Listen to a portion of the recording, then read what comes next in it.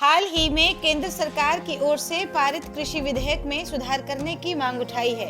उत्पादक संघ के अध्यक्ष हरीश चौहान का कहना है कि सरकार द्वारा पारित बिल पूंजीपतियों के पक्ष में है, आम किसानों को नुकसान हो सकता है। उन्होंने कहा कि अलग अलग राज्यों की परिस्थितियों के हिसाब से बिल में सुधार करने की आवश्यकता है। उन्होंने कहा कि ये विधेयक पूंजीपतियों के पक्ष में है, किसानों को इससे नुकसान होने की आशंका है। इस विधेयक के तहत सरकार ने 3 बिल पारित किए हैं। पहला बिल आवश्यक वस्तुओं के भंडारण को लेकर है। इस बिल से हिमाचल के किसानों बागवानों को फायदा होगा, लेकिन 2 अन्य बिल जो पारित किए गए हैं उससे प्रदेश के किसानों को नुकसान होने की आशंका है। दूसरे बिल में जहां कॉन्ट्रैक्ट फार्मिंग की बात कही गई है तो वह हिमाचल प्रदेश में संभव नहीं है। हिमाचल प्रदेश में ज्यादातर किसानों के पास छोटी जमीनें हैं, ऐसे में इन किसानों के लिए कॉन्ट्रैक्ट फार्मिंग संभव नहीं है। बिल में जहां एमएसपी की बात कही गई है, हिमाचल प्रदेश में उगने वाले फल एवं सब्जियां एमएसपी के तहत नहीं आते हैं। उन्होंने मांग उठाई है कि हिमाचल प्रदेश के फल एवं सब्जियों के लिए एमएसपी निर्धारित किया जाए और सरकार एक चौथा बिल सदन में लाए और इन तीनों बिलों में हो रही गलतियों में सुधार किया जाए। बिल आए हैं, इसका फायदा तो हमें 5 या 7 साल के बाद पता चलेगा।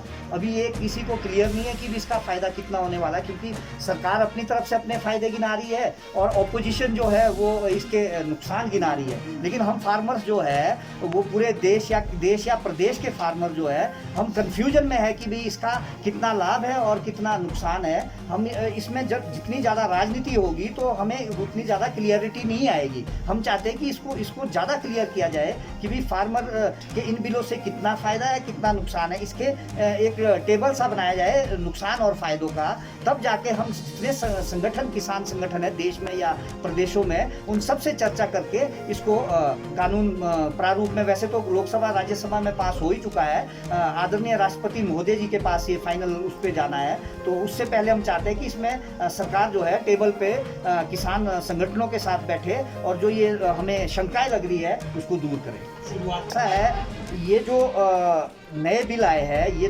दुनिया में जो है पहले ही यूरोप और यूएसए में ये बिल जो है पहले बिल क्या है, ये इस तरह का जो सिस्टम है ये वहाँ पहले ही चल रहा है। अब देखिए यूएसए में वॉलमार्ट जो है दुनिया में सबसे हाईएस्ट वो है जनरेट, उनके पास सबसे ज़्यादा उत्पाद है, सबसे ज़्यादा सामान है। लेकिन यूएसए के फार्मर क्यों नुकसान में जा रहे हैं, या ब्रिटेन के फार्मर क्यों, यूरोप के फार्मर क्यों नुकसान में जा रहे हैं, वही चीज़ यहाँ उठाकर भारत में ला दी गई है। क्योंकि जो हमारे इकोनॉमिस्ट है वो ये नहीं समझते कि गांव के किसान की और गांव के लोगों की क्या समस्या है, भारतवर्ष के ग्रामीण लोगों की क्या समस्या है। जब हम किसान लोग जो है भारतवर्ष की इस मुश्किल कोरोना काल में जीडीपी को जो है वो बूस्ट कर सकते हैं, उसको बढ़ा के रख सकते हैं, तो हमारे ऊपर जो ये कानून लाए जा रहे हैं उसमें चर्चा सरकार क्यों नहीं करना चाहती। चर्चा सरकार को करनी चाहिए और अगर ये हमारे लिए फायदेमंद है, अगर हमें अच्छे लगेंगे तो हम इसका पूरी तरह स्वागत करेंगे, देश के पूरे किसान स्वागत करेंगे।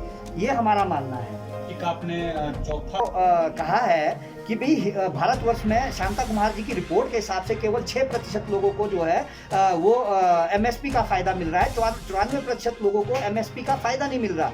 और इसके बीच ही एक कड़ी आती है कि अगर 94% जो फार्मर है वो अपना उत्पाद कहाँ बेच रही है, वो तो पहले से ही खुले बाजार में बेच रही है। अगर वो खुले बाजार में बेच रही है तो हमारे फार्मर को नुकसान क्यों हो रहा है। और जो ये व्यवस्था लाई जा रही है, खुले बाजार की व्यवस्था है ना, हमारा किसान बागवान तो पहले से ही 94% किसान बागवान जो है खुला बेच रहा है, तो फिर ये क्यों आज ये नुकसान हो रहा है किसान बागवान को।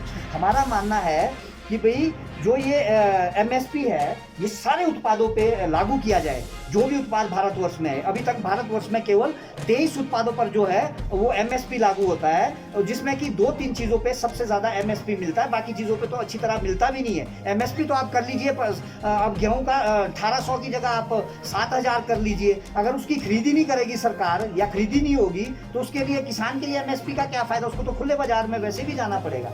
वही व्यवस्था यानी होगी एमएसपी का। हमारा मानना है कि हॉर्टिकल्चर उत्पाद और जितने भी अन्य उत्पाद एग्रीकल्चर उत्पाद है, सभी उत्पादों पर जो है एमएसपी न्यूनतम मूल्य लागू किया जाए और न्यूनतम मूल्यों को जो है कानून बनाया जाए, ताकि किसान का अगर किसी मंडी में माल जाता है, मान लीजिए उदाहरण के लिए हिमाचल प्रदेश में सबसे ज़्यादा सेब उगाया जाता है, अगर सेब 30 रुपये किलो न्यूनतम समर्थन मूल्य होता है तो वो उससे कम अगर बिकता है तो उसके लिए जो है कानूनी जो है कार्रवाई की जाए उस खरीदार और उसके खिलाफ जो आगे उसको बेचता है। हमारा मानना ये है। और एक और चीज़ है कि हिमाचल दस्तक वेब टीवी के लिए शिमला से रमन शर्मा।